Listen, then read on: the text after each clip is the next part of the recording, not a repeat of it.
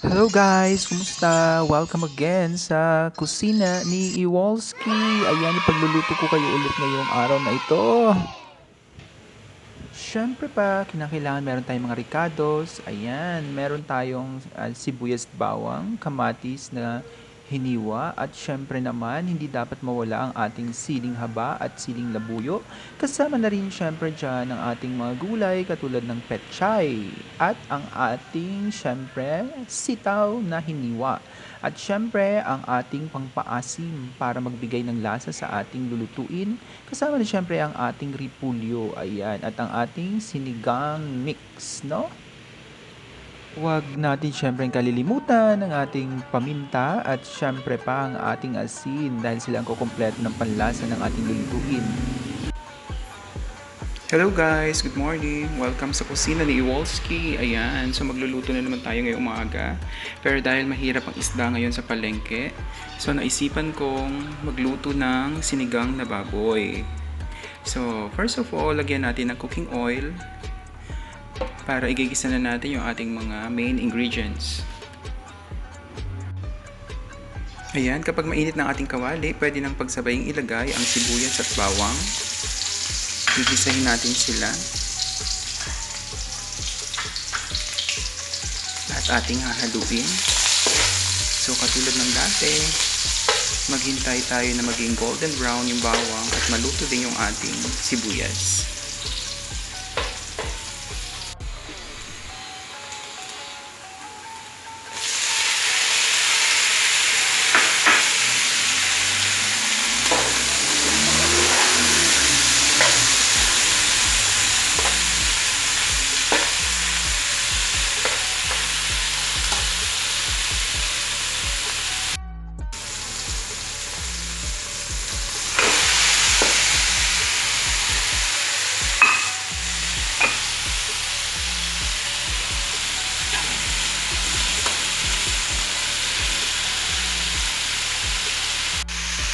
Ayan, kapag naigisa na natin ang ating mga recado kasama ang ating main ingredients na baboy na buto-buto, pwede na natin ilagay ang kanyang sabaw.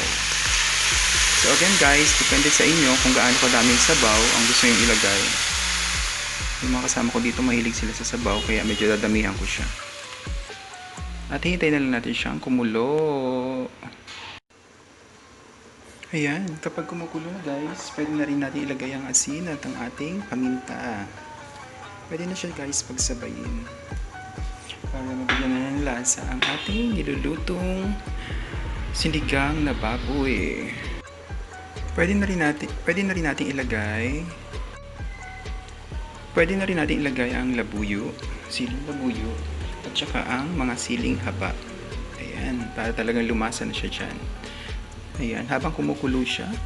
Tapos guys, pwede na rin natin actually ilagay ang sitaw. Kasi yung sitaw, di ba, medyo matigas na gulay. So, pwede na natin siyang ilagay dyan para maluto na rin siya.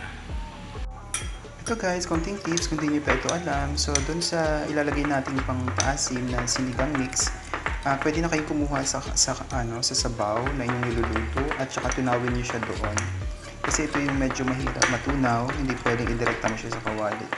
Kasi hindi siya yung parang tipong matutunaw ng maayos. Kaya pwede nyo gawin ito para sure na sure talagang kakapit yung asin sa yung niluluto. Pwede na rin natin ilagay ang paklang ng petchay dahil ito medyo matigas siya guys para maluto din siya. Pagkatapos na ng ilang segundo, pwede na rin natin ilagay ang dahon naman ng petchay kasi ito yung medyo manipis at malambot.